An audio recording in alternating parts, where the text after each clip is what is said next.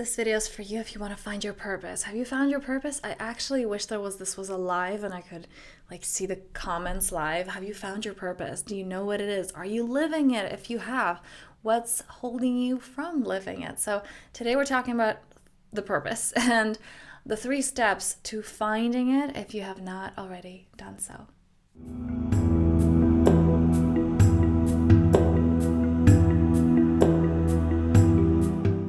All right, so have you found your purpose? What's your purpose? What's your purpose? Are you living it? I remember, first of all, just the heaviness of that word. I remember feeling like, well, surely there is one, and I'm definitely not living it. And I also remember being a child and just feeling, because I've always asked myself these kind of deep questions. And I remember thinking when I was maybe around 12, what if the purpose of life is just to be happy? I remember this really happy moment. I don't remember what it was at this point, but I just remember being 12 and thinking, this is so great. What if this is the meaning of life? What if the whole point of living is to experience moments like this, one after another, and that joy that you live, that radiates in the outer world? This is not the end of this video. There's a deeper, the 3 steps that I want to share with you, but beginning right here.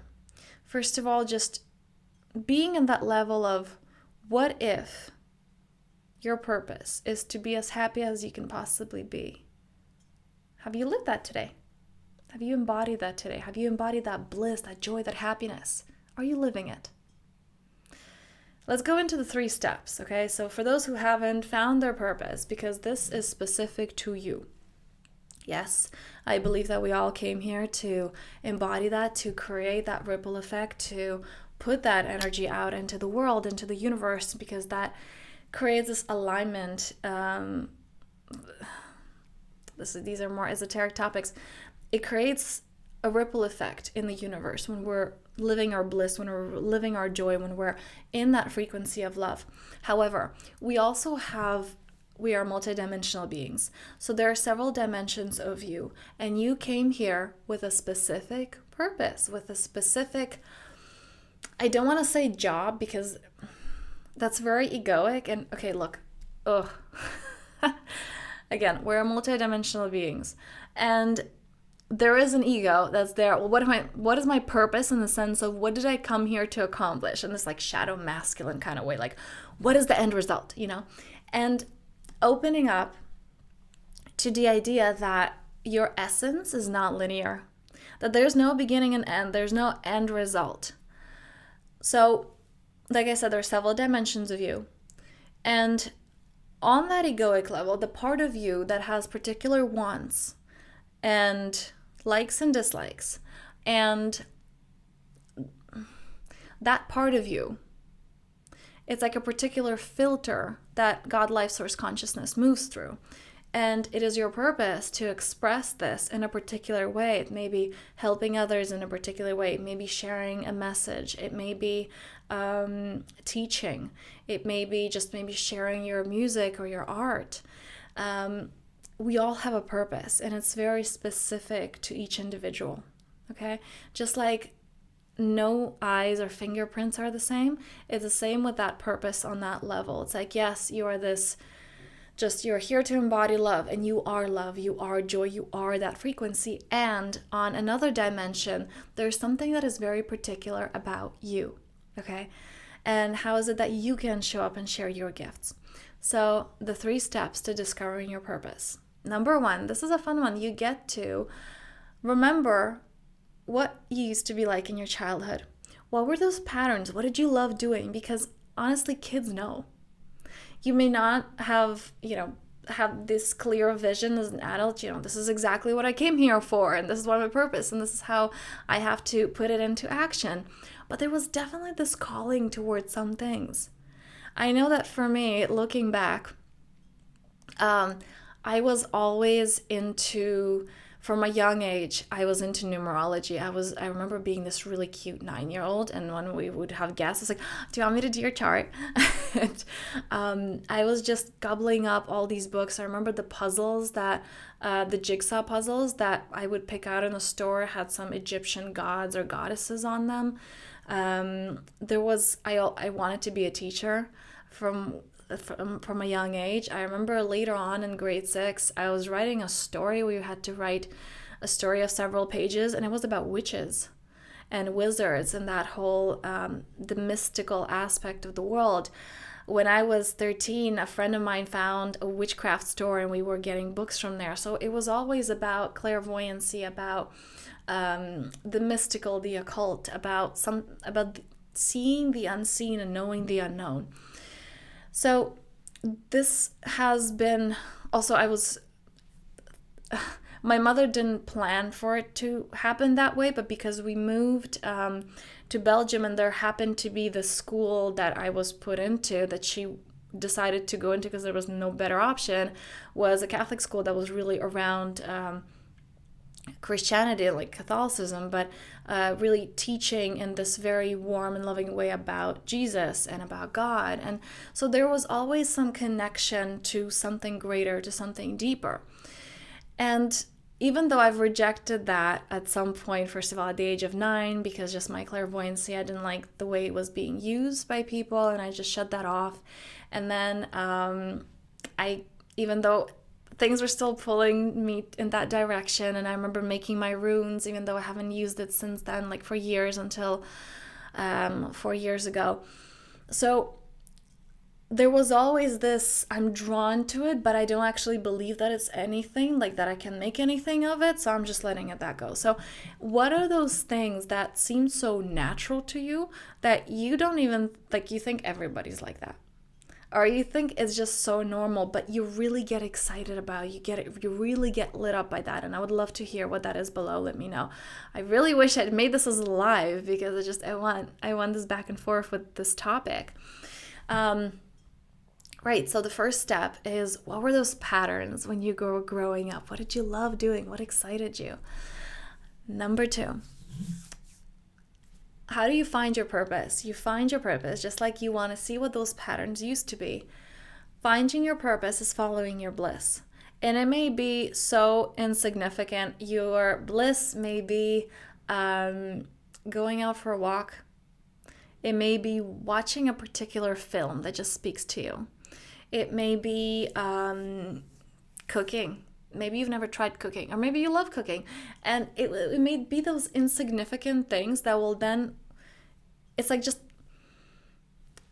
as Abraham says, Esther Hicks, that your inner being is giving you the path of least resistance. So this may seem insignificant, but it's a little crumb that you would just not resist. And in that place of bliss, when your mind lets its guard down, you may have another intuitive hunch. You may be pulled towards something else, and then something else. And in following those crumbs, you will find your purpose. You will find, because your purpose is really, it's what lights you up in combination to what is needed, how it helps people, and that is your purpose. So allowing yourself to follow that bliss. And people have, I've worked with a lot of people and it comes in such a variety of ways. This block of, it's not safe for me to be happy. It's not safe for me to follow my bliss. It's not safe for me to allow to experience the joy. That life has to be difficult, that life has to be a challenge, that oh my God, don't get me started on, the religious aspect of it, that we came here to suffer and we're all sinners and we have to pay for our sins. There's just so much. And even if a lot of people have this even for past lives, that is just kind of weighing, that energy is being weighing down. It's like, I don't know why I can't be happy. And similarly, seemingly, my parents told me, follow your dreams and do what you want, but I feel this burden, and it can go as deep as previous lifetimes, that I don't believe you need to go all the way there, but just understanding what is in this moment that's holding you from living your bliss. So this is something that I actually do with my one-on-one clients. So if you feel that there is this burden and you want to move past that and release that, then reach out to me and we can see if we're a match and if I can support you in doing that. Number 3, let's get to number 3. Finding your purpose, the third step, is releasing your attachment. Not so much to finding your purpose, but for that purpose to be consistent. What do I mean by that? Your ego, your mind, wants to feel safe. That's a beautiful need. It's very important. And the way that it wants that also doesn't exist in the universe. The mind wants consistency. The mind wants to be in this place, I got here, and now we can stop moving, right? How many people, and this may be you, how many people chase after, I'll be happy when, I'll allow myself to be happy when I get this job, when I have this relationship, when I make this amount of money, when I have this trip, when my house looks a certain way, when my body looks a certain way, when my health gets to this level. I'll be happy when, and it's not right now. So when that moment gets there and it's consistent, it's stable, when I get to that stability, I'll be happy. That stability never comes. I was recently working with somebody and they told me about how they just want their business. They're like, I just wanted to do well consistently. And the business has ups and downs. It had great social media attention, and then it has its ups and downs as any aspect of life, right? And I pointed out to this client, when will it be enough? At which moment does your mind need to take a snapshot to say, yes, I got here, right? Because there are moments of, oh my God, yes, this is it, we got here. And then right after, there are those moments of, oh, this isn't it, right? And so it's ups and downs. At which point will your mind say, this is enough?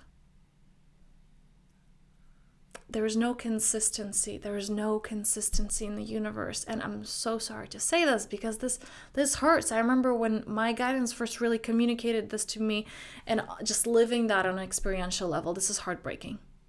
Because there's a part of you that just says, I don't want to struggle. I don't want to keep...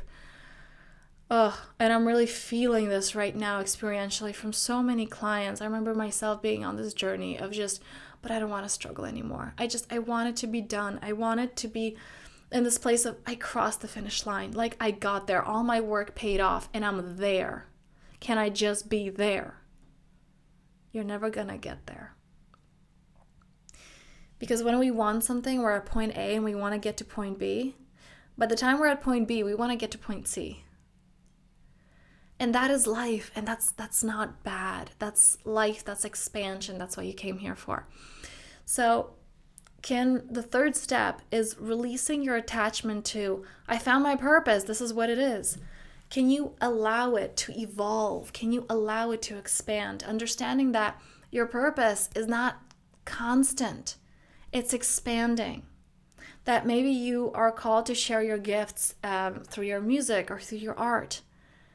And later on, it may be something else. You may be called to become a speaker, or maybe the music or the art, it may be expressed in a different way. Maybe you came here to teach, and it will evolve into something else. So we go into this, a lot of people, even when they found their purpose, and they feel like, yes, I'm doing my life's work. This is my calling. This is what I came here for.